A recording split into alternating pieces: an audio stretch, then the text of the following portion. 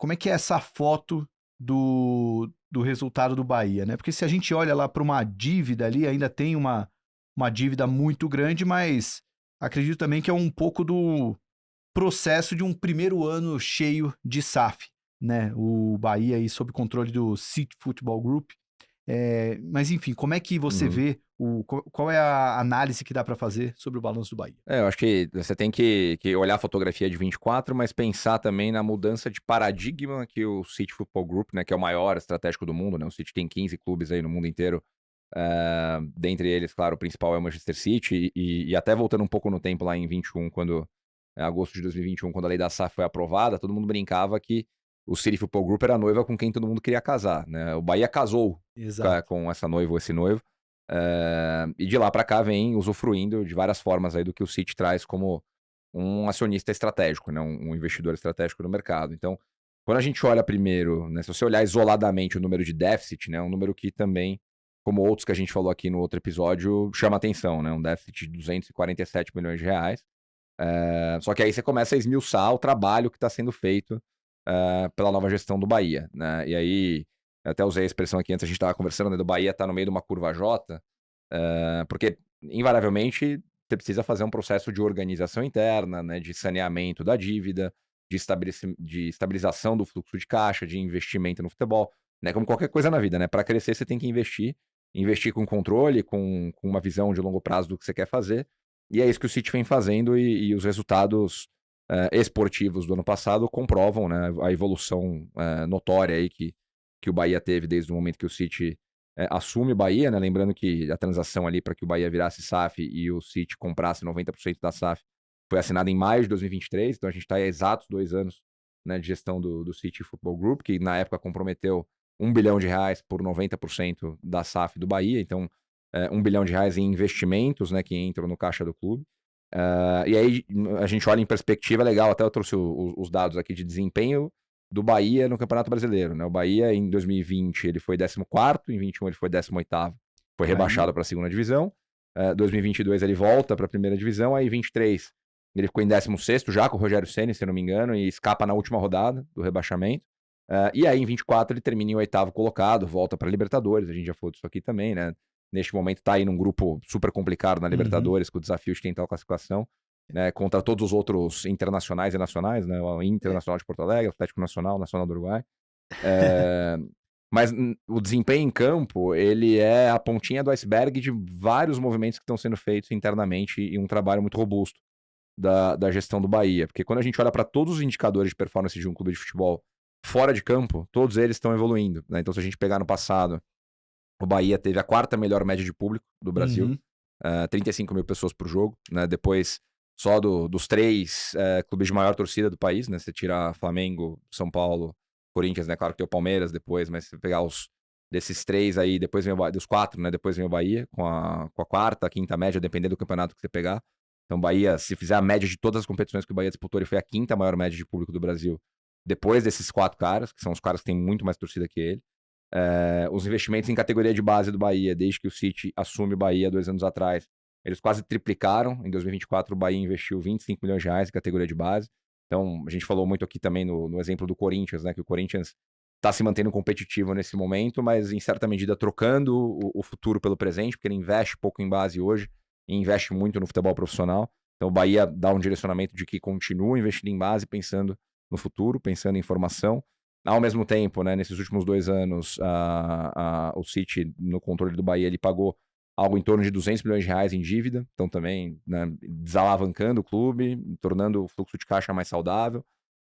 E a receita de 2024 para 2023 para 2024, ela cresce 30%. Então, em meio a tudo isso, né, você tem um aumento de receita de televisão, um aumento de receita de B2C, esses, né, 35 mil pessoas de média de público aí nos Jogos do Bahia se traduz em resultados, se traduz um sócio-torcedor que é super engajado, né? A gente conhece muito bem o trabalho que é feito lá, porque quem gere o sócio-torcedor do Bahia é a Tomorrow Sports, que é uma investida nossa, e é um trabalho super legal. O Bahia tem uma Uhum. cabeça super aberta para trabalhar com o público, criar ideias novas, trazer o torcedor para dentro da fonte nova, entregar valor para esse torcedor.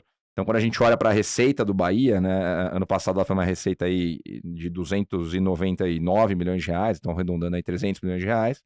ela 27% acima do que foi em 2023. E voltando naquilo que a gente bateu aqui na tecla no último episódio, né? O Bahia tem um componente muito alto de receita recorrente. Então, dessa receita, 88% é recorrente, com um diferencial muito legal que mostra o peso e relevância da torcida do Bahia. Né? Quase um terço dessa receita vem do B2C, vem de bilheteria, de sócio-torcedor e de venda de camisa, que é muito acima do que a gente vê normalmente. Né? A média do mercado brasileiro é 15%. Então, a gente pode falar que o Bahia, na média, está praticando o dobro de receita B2C do que os pares dele, né, praticam percentualmente falando. Então, é um resultado bem interessante da gente analisar, porque, de novo, você olha para a fotografia, você fala, putz, um déficit de 250 milhões de reais, né? O trabalho não está andando bem. Mas quando você começa a descer alguns níveis e olhar para a receita melhorando, para o endividamento diminuindo, para custos que são sim agressivos, mas porque você precisa de um time mais competitivo, de um produto mais relevante, você vai vendo o movimento acontecendo, comprovado pela performance esportiva no campo, que foi um dos melhores anos da história do Bahia, né, esportivamente, ano passado. E John Textor, então, tava com razão, né? Quando falou que tava com medo que o Bahia vai dominar o futebol daqui a alguns anos, né? E você tem até algumas inversões, te interromper, Thiago, mas você tem até algumas inversões de dinâmica, né? A gente falou aqui no episódio passado do São Paulo vendendo o Rodrigo Nestor pro Bahia, né? O São Paulo vendendo Exato, então, Michel Araújo pro Bahia. Eu sei que são realidades diferentes, né? Porque o Santos estava na Série B e o Grêmio e o Inter, pô, sofreram com a fatalidade que teve das enchentes. Mas se você somar o resultado de bilheteria e sócio-torcedor de Inter, Grêmio e Santos, não dá o resultado do Bahia em bilheteria e sócio-torcedor. Então, assim, aqui eu não vou fazer juízo de tamanho de time, porque eu sei que o Bahia é um time muito grande, mas em termos de títulos nacionais e até internacionais, o Grêmio, o Inter e o Santos têm uma representatividade muito maior do que o Bahia. Sim. Mas hoje o Bahia, ele está muito melhor posicionado para uma posição de protagonismo, pelo menos em relação ao Santos e ao Grêmio. O Internacional a gente vai saber daqui a pouco que eles estão brigando pela mesma vaga na Libertadores. Talvez ali a gente vai ter uma prova boa ali. Não, né? e acho que tem um ponto adicional nisso tudo também, que quando a gente é procurado por investidor para falar sobre SAF, né? Pô, eu entro, não entro, qual clube eu vou comprar, quais são as oportunidades que existem no mercado. A gente sempre traz o exemplo do Bahia por duas razões. A primeira delas é que o Guilherme Belintani, o último presidente do Bahia pré-SAF, né, que foi quem foi um dos grandes responsáveis aí pelo processo de organização do Bahia pré-SAF e pela negociação com o City, ele e a gestão dele fizeram um trabalho muito feliz de deixar o clube relativamente muito bem organizado para que um dono viesse e assumisse o clube.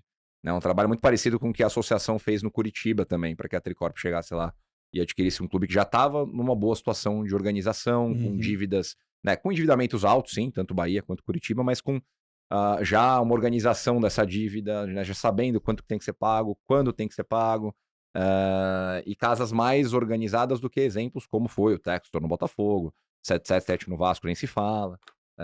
Então, exemplos positivos que você tem uma continuidade de um trabalho, no caso do City, pegando uma casa já um pouco organizada.